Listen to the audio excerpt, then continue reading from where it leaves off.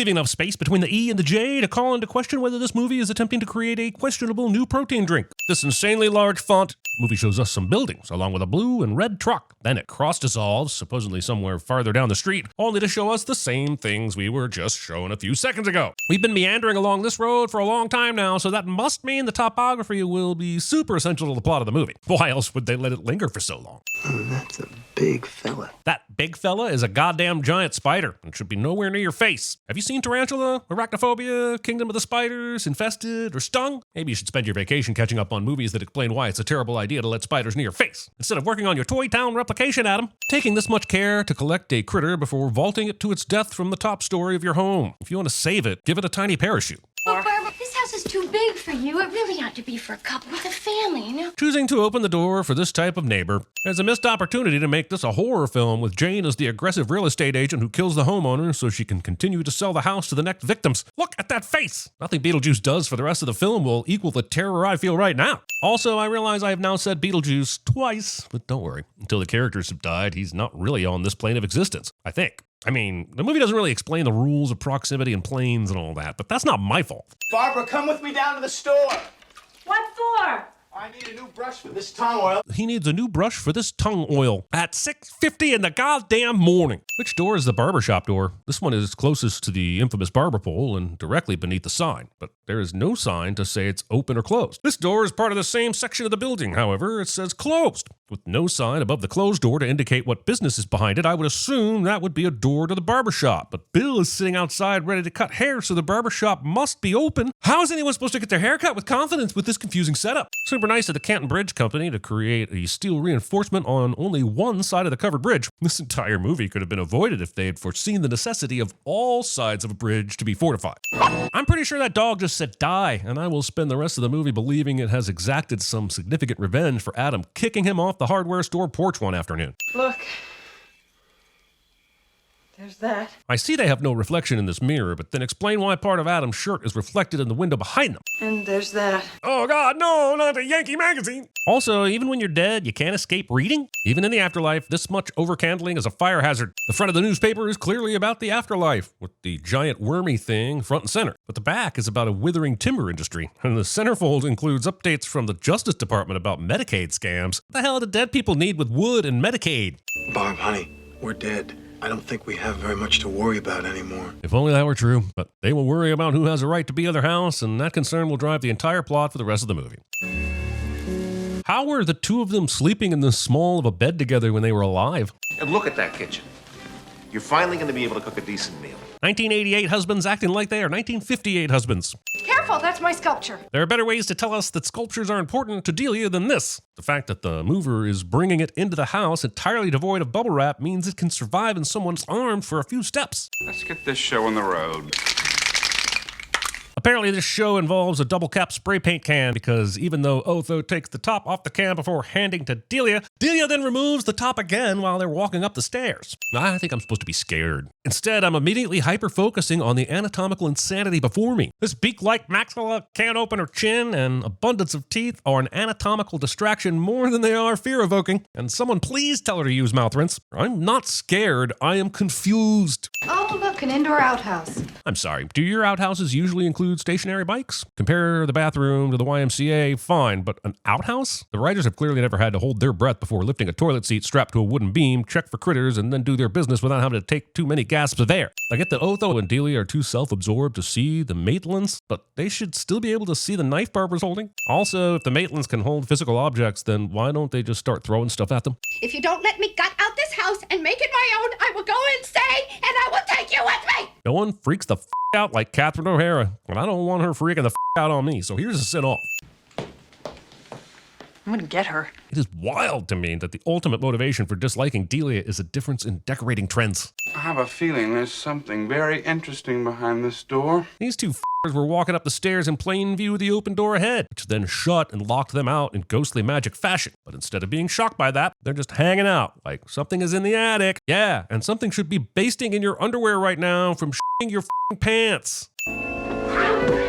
What exactly is the purpose or point of this sandworm-infested desert? Barbara and Adam are already dead, so what threat do the sandworms pose? Can they make them more dead? Also, this is the oddest adaptation of Dune I have ever seen. I can't believe we're eating Cantonese. Me either. In a village with a population of 36, I'd expect a mom and pop burger shop. But Cantonese? That's got to be considered a treasure, not a disappointment. This family meal really needed the taper candles and the massive bowl of fruit to really let us know these folks are sophisticated assholes. If Beetlejuice needs you to say his name 3 times, then why not have those specific instructions on the ad? Also, let's go over the whole Beetlejuice versus Beetlejuice spellings. The antagonist name derived from the name of a constellation and is spelled with the G-E-U-S-E on the end. And because studios think all audiences are dumb and easily confused, they wanted it to be a different title altogether. So Burton relented a little bit and changed the spelling on the end of the name for the film's title. So here's a sin for the studios thinking your average audience member is dumb no matter how correct that thought may be. And here's another sin for making me have to think for more than 10 seconds about how I want to go about spelling the title character's name for the rest of this goddamn video.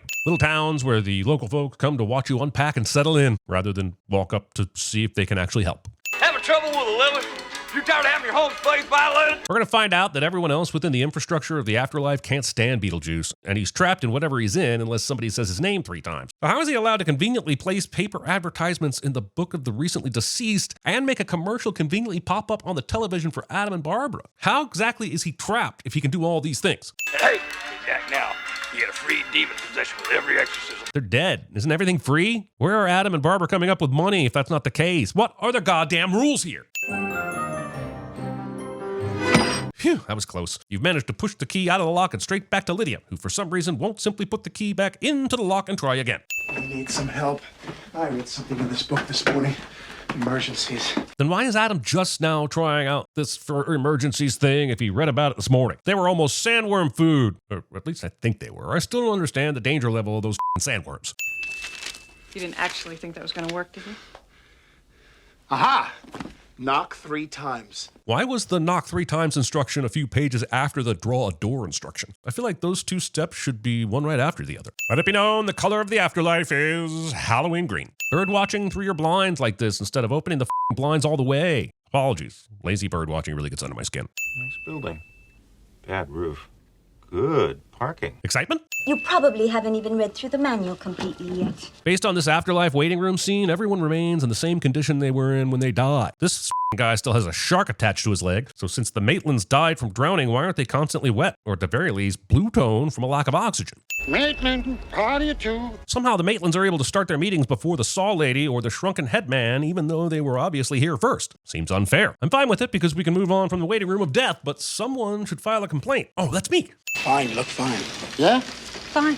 Thanks, I've been feeling a little flat. He's the ghost with the most jokes. That's death for the dead. It's all in the handbook. They say handbook more in this movie than I've ever heard it used in all 48 years of my life. And I used to sell handbooks. How long do you suppose we were waiting there? 3 months. I'd almost given up on you. I was about to leave. If Juno was so busy that the Maitlands had to wait 3 months because they didn't have an appointment, then how did Juno have time to wait on them for that amount of time? Is there a handbook for understanding the logistics of this movie? Because I am lost. Haunted houses aren't easy to come by. Seconds ago, she said, Get them out yourselves. It's your house. Which means in this reality, every person who died while being a homeowner has some sort of right to the house they left. Haunted houses would be in abundance. In fact, I believe he's been sleazing around your cemetery lately. Movie will never explain how the Maitlands became the lucky ones who just happened to have the right biome with which to welcome a Beetlejuice. How did he end up in their attic? In a city replica? Was he accidentally packaged in the miniatures from the factory? Sort of like when little bugs get into the pistachio nut bag and you open a nut to find a dead worm? The only way he can be brought back is by calling his name 3 times. I definitely don't want you to call up Beetlejuice for help, so I'm going to tell you exactly how to do it. Do you want to spend the next 125 years having breakfast with this woman? Wait, are they still eating even though they're dead? I don't think Beetlejuice knows how to ghost correctly. If you guys are gonna do that weird sexual stuff, do it in your own bedroom. I wonder if the movie creators stopped to consider how strange it was to have their minor taking pictures of what she thinks to be her parents doing weird sexual stuff. Polaroids do not take pictures this quickly. Polaroids do not develop this quickly. I love a good mechanical contraption as much as the next person, but what is the purpose of this device? It seems to be clawing Earth into itself, only then to spit it out somewhere randomly over there-ish, just past this bag that's sort of blowing in the wind rather than catching any of the dirt. The movie makes it seem that Beetlejuice needs to be dug up to be freed, but earlier it showed us a commercial where he was strutting around the miniature set. So which is it? Is he trapped in a coffin, or is he a dramatic ghost who enjoys wasting people's time? Finally, let's meet this legend of a character. Based on everything I've been told, Beetlejuice is chaotic and dangerous and... Oh, and a womanizing, pus-leaking sleaze. Great. I've seen The Exorcist about 167 times, and it keeps getting funnier every single time I see it. Michael Keaton. The sin is on any of us comic book nerds who were concerned at all about whether or not he could pull off Batman. Nice f***ing model. I don't remember when grabbing a crotch became a way to emphasize sarcasm, but I blame this movie for it no matter where it falls in any timeline. I just hope it wasn't yet another of your dreary suicide attempts. Casual suicide jokes during hors d'oeuvres. We can't play the music, but the dinner scene, done to the tune of Harry Belafonte's Deo, is not only what this movie is most known for, but probably one of the definitive scenes of the 1980s cinema. And while I don't really understand how after this happens, everyone is giddy and excited to meet the ghosts. It's fun, quirky as hell, and represents how great of a director Tim Burton can be when he's on. Take a set off before daylight comes and we want to go home. We did it. They did it! No need to show us the work. We totally believe that Adam and Barbara, who couldn't do more than cut holes in sheets a few scenes ago, have figured out how to haunt people using music and turning shrimp appetizers into demon claws. I didn't even know I could do the calypso. Some would say you still haven't figured it out. Please, they're dead. It's a little late to be neurotic. Delia would be the ghost with the most at CinemaSins. Why would the book be visible to everyone even if you can't see the ghosts that own the book? I kind of get why Lydia could see it, but Otho? We'll find out. Juno and her co-workers are very concerned with people not finding out about the reality of ghosts, so why don't they do a better job of hiding this book from human eyes? No ghosts here. Thank you for reminding me that the movie called Beetlejuice has only had a tiny sliver of said juice. Lydia goes out first, then her parents, with Otho in the back. But now Lydia's in the back of the pack, meaning she stopped at the top of the stairs and let everyone pass, which was entirely unnecessary, aside from the movie wanting to give us this shot of her replying to her dad. Funny visual and all, but why did they need to hold on to the windowsill with their hands? We've already been shown Adam and Barbara can float. We come for your daughter, Chuck. Wait, what? Why is Beetlejuice interested in a kid? It's for gross reasons, isn't it? God damn it, 80s. Beetlejuice, Beetlejuice, Beetlejuice! So saying his name 3 times again makes him go back to his prison? That's not only convenient as hell, but how would Barbara know this? Go ahead. Make my millennium. 1980s movie has its own spin on Clint Eastwood's Make My Day cliche. I wonder where a guy, an everyday Joe like myself, could find a little action. Movie has time for this. A strip club feeling the need to advertise it has air conditioning. The whorehouse was my idea. She's powerful enough to be monitoring the activities at the Maitland's home and summon a house full of sexy devils to juice Beetlejuice's beetle? These magical dead beings and their abilities really lack explanation. I like being trusted to use my brain, but a few details to kick me off in the right direction are important. Otherwise, we put the writing into the lazy category. We cannot have a routine haunting like yours provide proof that there is existence beyond death. But wouldn't any haunting provide proof that there is existence beyond death? And once again, don't make the goddamn handbook so easy for the living to use if it's this big of a deal. Coach, where's the men's room? You still have to go to the bathroom when you're dead? Beetlejuice makes being dead seem like more of a hassle than being alive. You've got other things to worry about. Maxie Dean's coming up here tonight. They have other things to worry about other than a ghost that can take the form of a snake and almost kill them? Also, what exactly is Otho's purpose in this scenario? I thought he was an interior designer. Why wouldn't they try to get an actual medium instead of using Otho to raise the dead or whatever the f it is they're trying to do at this point? Lydia's note includes a line that says, "I can no longer stand to be used as a toy between 2 deceitful worlds." But for some reason, the movie only has her narrate that she feels alone and is going to jump off a bridge. Why not give the audience this crucial bit of character detail that helps us understand she feels used by everyone since she can see both worlds? Why are these 2 ghosts using their imaginations to become scary when no one but Lydia can see them? And she has no sway on whether they stay or go. Focus on the adults now that we know they can be controlled. Possess again, but this time do it long enough to install hideous wallpaper. We know that would make Delia want to run for the hills. Not bad, not bad. Not bad. They did a similar thing at the beginning to try and scare the Dietzes, and it didn't work. Why does Juno think this time it will be different? They didn't even attempt to leave after Beetlejuice almost killed Otho and Charles. You gotta say my name 3 times. What's your name? Well, I can't tell you. So Beetlejuice can't tell people his name, but he can have it shown in print and television ads. Touching someone's hair with your eyeballs. This is how you get pink eye. And tangles. It'll be tricky, but I think I can handle it. No! Wait, what am I worried about? Otho, you can't even change a tire. Acting like raising the dead and changing a tire are comparable. Hands vermilion. Start of 5. Bright cotillion. I remember when Lydia said she'd go check out what was going on, and then she went downstairs and saw Otho with their book and them setting up for a f***ing seance, and she didn't bother to go back upstairs with any of that information? Kids. I think Otho somehow went through the chapters to find the dramatic timing and loved ripped asunder words, and then mashed them up with an exorcism spell somehow. It is a very complex series of events to take place, and I just don't believe that Otho had enough time to figure this out without also accidentally summoning Satan.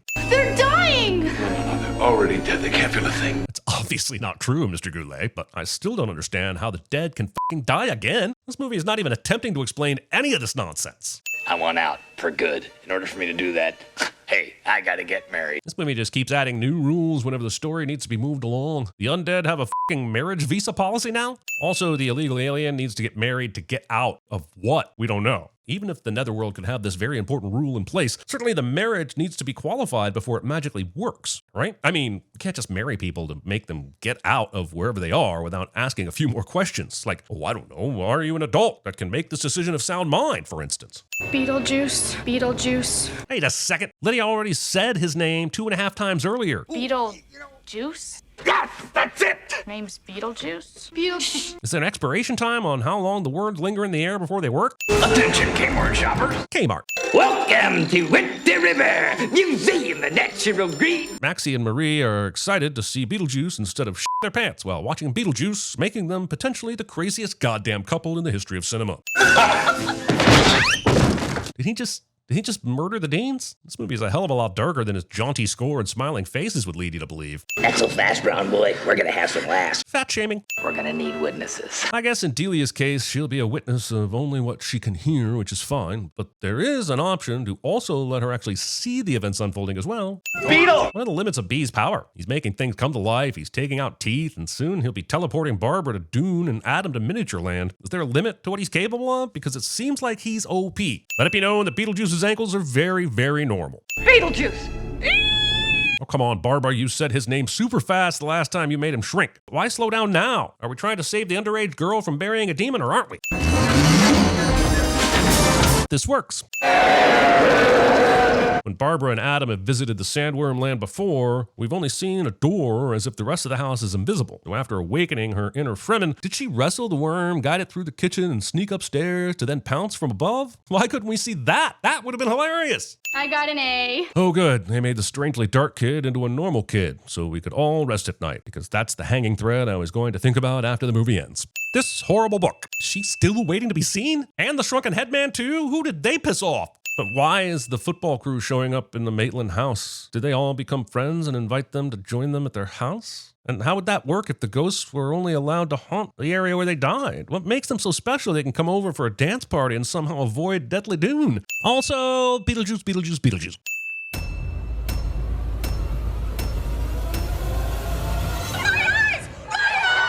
Hey, where you going? Oh, Terminus! Oh, I fell over! Oh, I fell over! The Fremen share the deep desert with the giant sandworms. I have a feeling there's something very interesting behind this door. We've been robbed. Right now, some local is pawning my earrings for crank. Did you put Kristen with Robin? They don't like each other. No, no. So far this semester, he has been absent 9 times. 9 times? 9 times. You'll just love it. Or my name isn't Robert Goulet. It says, live people ignore the strange and unusual. I myself am strange and unusual. Oh, don't be so overdramatic. I'm Batman. How's it hanging, Phil? What's going on? Maybe I was just a girl interrupted.